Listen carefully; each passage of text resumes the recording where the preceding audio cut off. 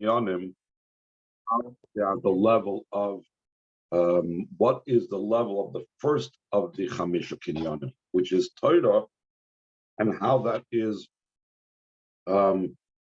different, if you will, or perhaps the same as the other Kinyanim. So the first explanation we gave for Torah being Kinyan Echad, and therefore it's said before all the rest, even though it is out of the order, because everything else goes in a certain order. Shamayim va'aretz, and then came Avram, and then came Yisrael, and then came the Beis HaMikdash. But Torah seemingly came somewhere in between. So we answered, that the Torah preceded the world by 2,000 years. What does that mean, that it preceded the world by 2,000 years? So we explained yesterday that it's referring to the level of intellect, because the world comes from the level of emotions, and Torah comes from the level of Hashem's intellect. That's the level of Torah. And the world comes from Sheish Yamim, from the Zechorach Mechvach, comes from Hashem's emotions.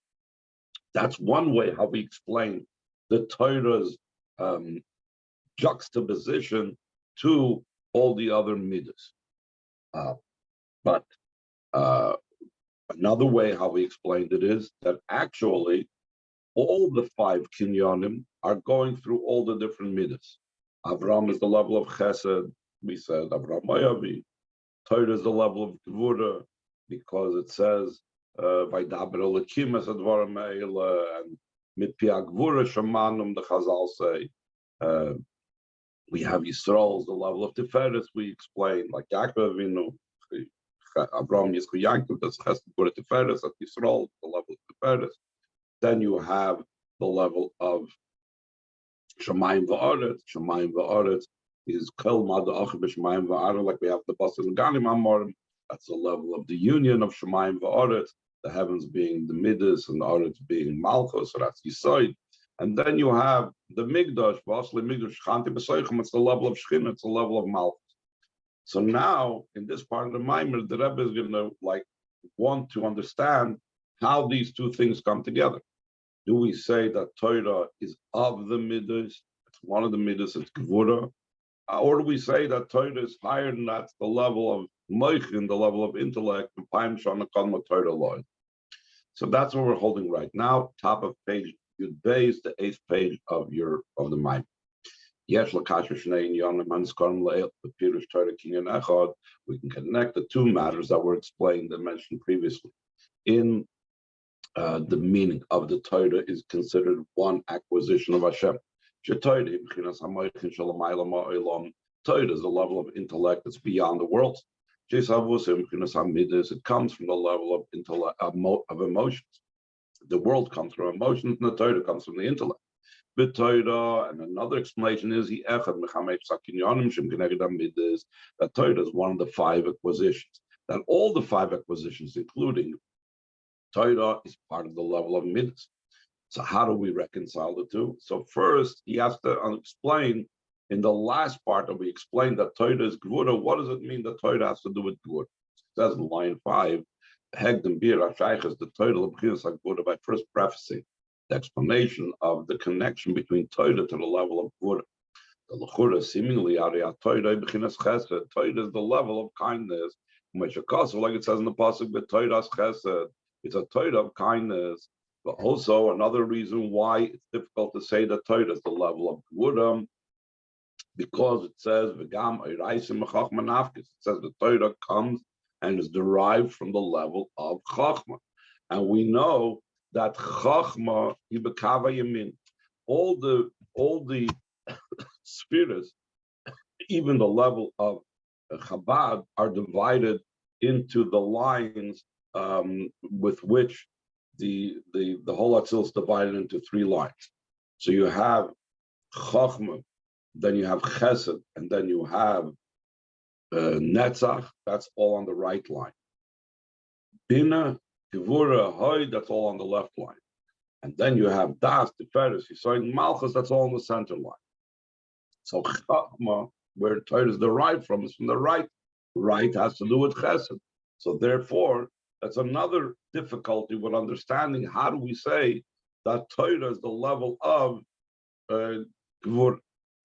Rebbe explains, who the idea behind this is, the fact that we say Torah is the level of Gvura, severity and might, while Derech ha'inyan the Gvuras Kishamim. Gvura is not necessarily a negative. Gevura could be a positive. Like, for example, that we know in the second bracha of Shemoneh Esrei, Ata Giber Lo'olam Hashem, is the first place where we mentioned rain in davening. Mashav Ruach U'Merda Geshem during the winter months. Why is that? Because there's the expression in Chazal, the might of rain, the strength of rain. Why are rain called Gevuris Geshamim? Why are they inserted in the bracha of Ata Giber, indicating Hashem's might? Because she Yerdim Begvura, because they descend with strength and might. It's not a constriction in a way of judgment, meaning a constriction for the sake of constriction. In other words, to limit and to constrict and to hold back. In other words, it's not about Hashem withholding his giving to us. Just the opposite, in a way that the life force and vitality, instead of it being an ordinary life force, it's in a way that's very powerful and extra strong. It's like strength. It's not just like strength. It is strength in giving and in being mashpia. The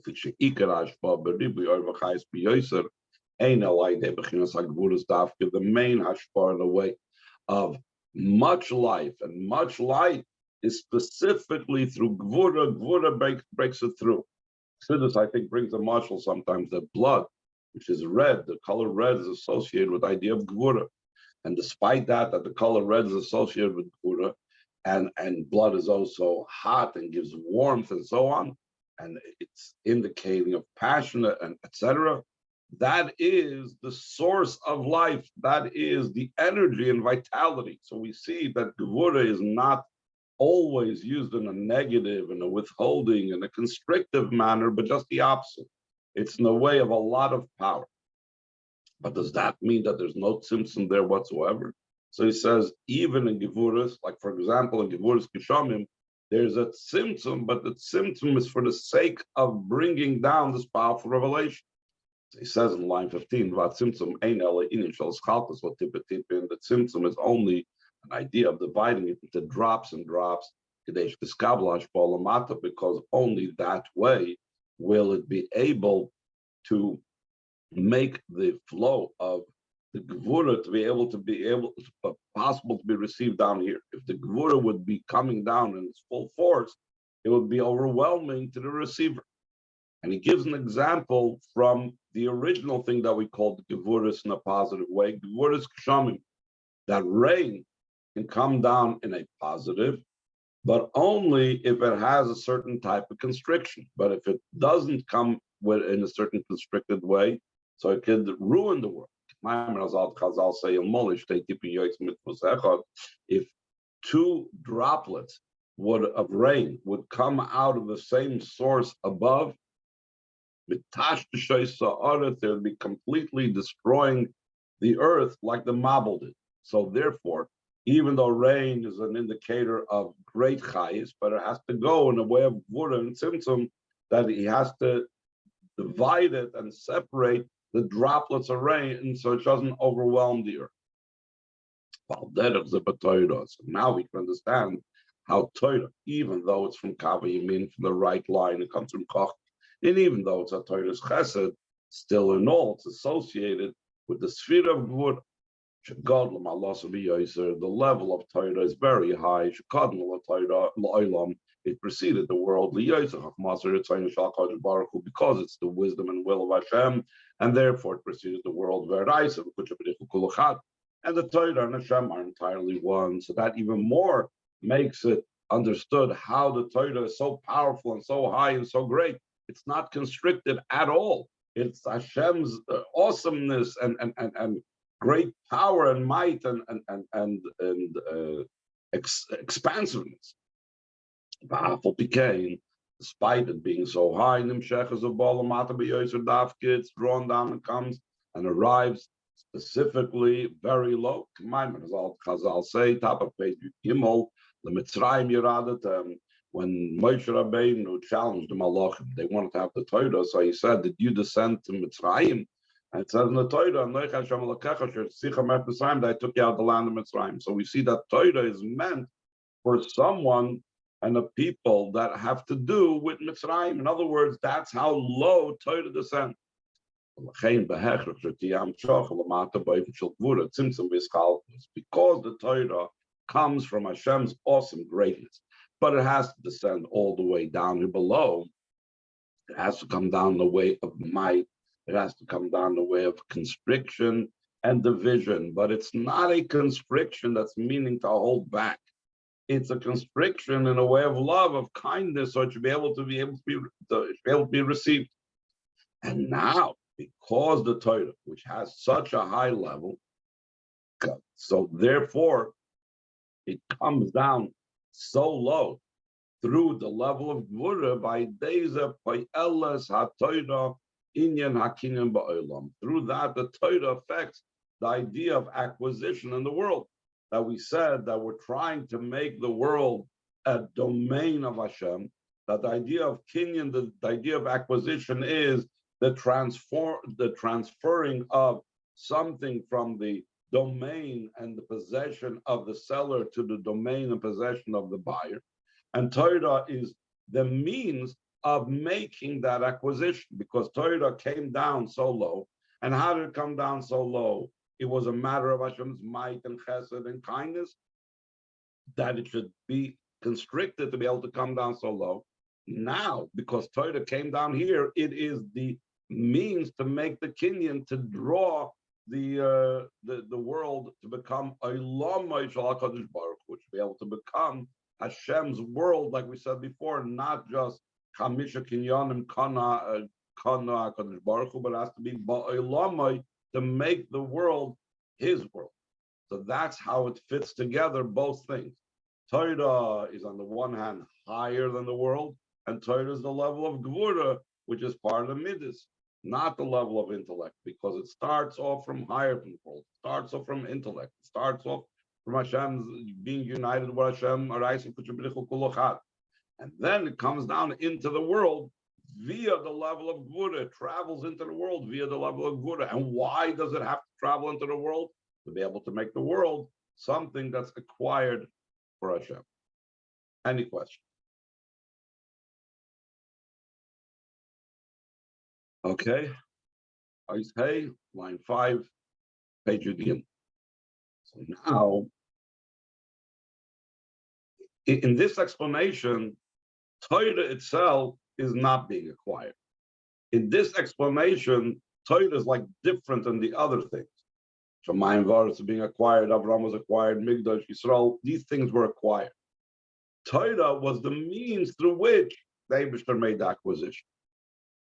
Now the Rebbe is going to explain how in Torah itself, there needs to be made an acquisition as well. What's the idea of the acquisition?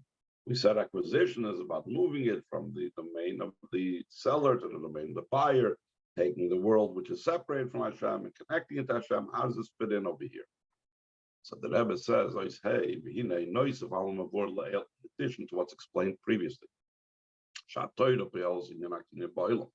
the Torah affects the idea of acquisition in the world. Is gampul, but Torah there also has to be the effect of the acquisition in the Torah itself.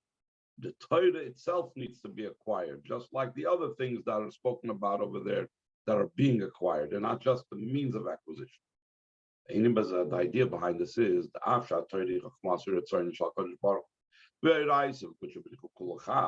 though the Torah is Hashem's wisdom and will, and we said before, even more so, that the Torah and the Eibishter are entirely one.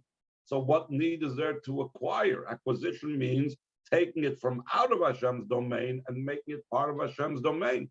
It is initially in Hashem's domain.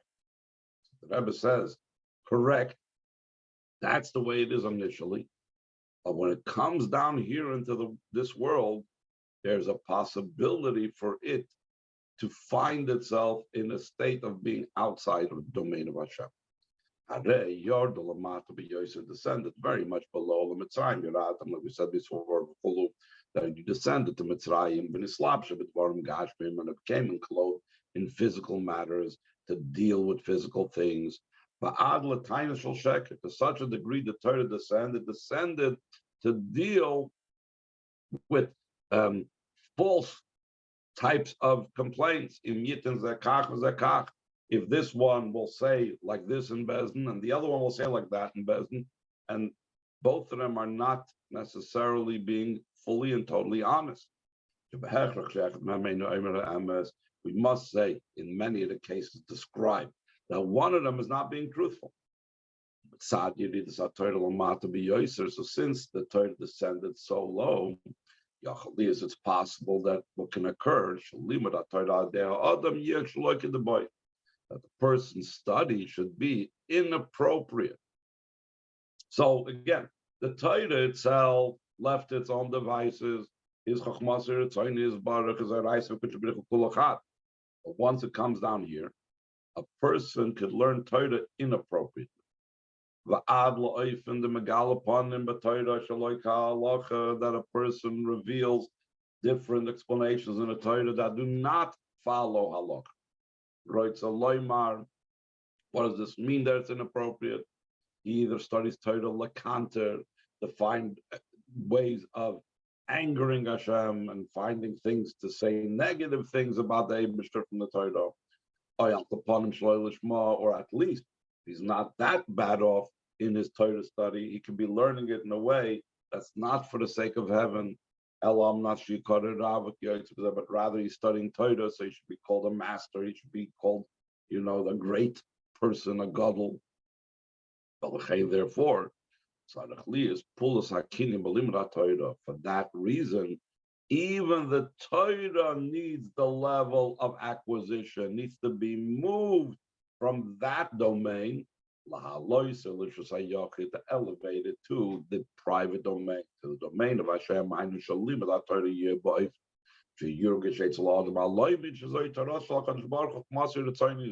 the Torah study should be in such a way that the person should be aware and feel that this is Hashem's Torah, the wisdom and the will of the Eibishter. And that is the Torah kinyan echad.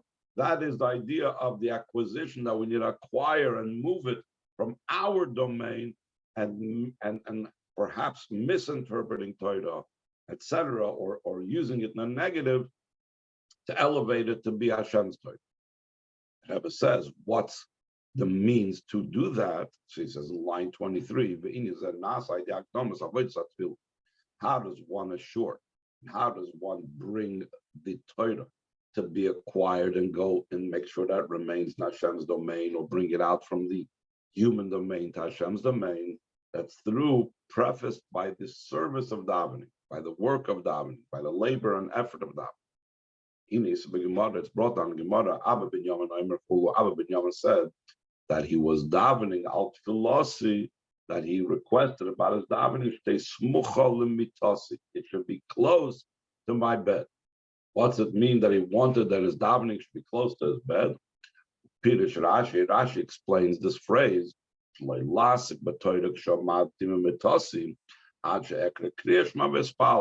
ben Yamin wanted not to be involved in Torah study as soon as I arise from my bed, not before I read Kriya Shema and I daven. So when Rashi says something, Tosfos has a question. But Tosfos Hiksha, and the Tosfos asked,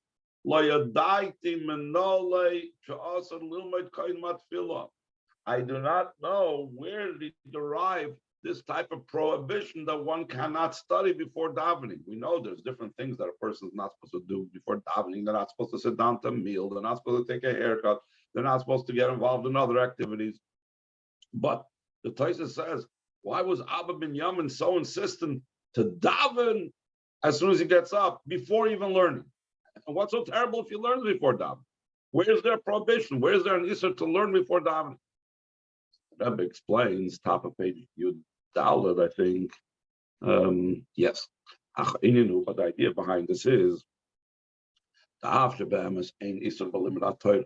Though in truth, there's no prohibition. You are not going to find a place in the Gemara that the Gemara says you're not allowed to learn before davening. Still in all, you read this Torah because the way we just now described that the Torah descended down below. So then it could be Yachaliyas Halimach like the boy. Then what can arise from that type of study? Because it's down here below in our physical world, dealing with physical things and dealing with arguments that are not truthful. So a person's Torah study could be not the way it should be. For example, I'm not sure you call it Rav either because he wants to be called a master or Lakanter or to anger Hashem. Or he's explaining things in Torah contrary to halacha, like we mentioned before. So, what will assure us? What will prevent and make sure that we do not fall that low in our Torah study? So he says, for this there needs to be preceding the Torah study the avoid of davening, and not just davening, but the Rebbe emphasizes avoidas hatfilah. In a way of meditating during davening, to appreciate, know before who you are standing, until he reaches the level of self-sacrifice during Kriya Shema that we say by Echad, there has to be limser nafshe be'echad, to be willing to give up his life to Hashem when reciting Echad. And he has to have the bittul of a servant before his master of Shemoneh Esrei, that it's recognizable and visible also externally in the kneeling and the bowing down. So you have all these different stages of bittul to Hashem. Then when you are going through all these different stages of bittul Hashem, through that occurs what we say after davening. In the philosophy, we say, to you, Hashem, I raise up my soul. What does it mean I'm raising up my soul to you? To unite it with your oneness and unity, to in your mesiras nefesh mamish, that then it's a total self-sacrifice. When it says something, like when it's leaving the body, that doesn't think about the bodily needs. The Rebbe is bringing here, and often we speak about Kriya Shema being the pinnacle of davening, or Shemoneh Esrei being the pinnacle of davening. Sometimes it explains that the philosophiim are falling on our face, indicates the time when they used to prostrate themselves on the ground, complete bittul. That is the result of all that preceded. To have this total devotion and unity with Hashem that he completely loses sight of the needs of the body. Be that as it may, all that process of davening and avoid of davening leads into such a state. Through this introduction and preface, so then he can make sure to have the acquisition of Torah. That the way he studies Torah, it's in a private domain. In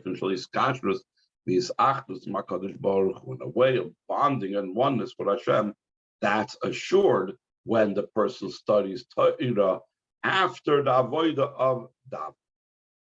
So here we explain the idea of kinyan Torah, that we literally have to make sure that the Torah, which is in the domain and dealing with mundane matters, should be elevated and become part of and not separate from the Achdus and Yerushus HaYochid of them. Now the Rebbe is going to introduce in Torah itself a part of Torah that causes the kinyan. Up till now we said that davening before learning ensures that my learning is in a way of a kinyan that goes to Yerushus HaYochid. Now he's going to speak about a type of Torah study that assures it. And that's Pnimis HaTorah. Line 19, in addition to this, in the study of Torah itself. In addition to the introduction of the service of davening, that ensures and that assists, that I should be able to do the kinyan, to draw Torah from the public domain to the private domain. In kinyan, another way, or another component of making the kinyan. Bring it into the domain of Hashem. Nasai de limud Torah becomes through the study of the inner part of Torah. Hine, you read the Torah, Lislavish bin Yonim Gashmi, the descent of Torah is becoming clothed in physical matters, Va'adla times shall sheker, to such a degree that even encloses itself in untruths. Ein ela begali, the Torah is only in the revealed part of Torah. How come? The revealed part of the Torah, the Alter Rebbe brings down in Tanya from the Zohar, is the level of Eitz Hadas. Eitz Hadas is a combination of good and bad. Therefore, it deals with matters that are both good and matters of falsehood. And because of that, there's a possibility of a person to misuse it and to take it out of the domain of Hashem and so on. As opposed to top of page, that's what the inner part of the Torah. Raz in the rise of the secrets of the Torah, the Zohar, again, the Alter Rebbe brings us down from the Zohar. The inner part of Torah is called the tree of life. In other words, the pure life of Hashem without any type of negative and worldly things that are Rishus Harabim, the Torah, making it a level of dealing with the world. So therefore, they limit through the study of the inner part of the Torah, the Torah. So then also the study of the revealed part of the Torah becomes the way it's supposed to be, that the Pnimis HaTorah ensures that the revealed part of the Torah should not drag him down and should not make him study the Torah in an appropriate way. In other words, Shagam Kashem Loimet in Yonah Torah. Also, when he's studying matters of Torah Shiyor, when his slapship with Varim Gashim that descended and were enclosed in physical matters.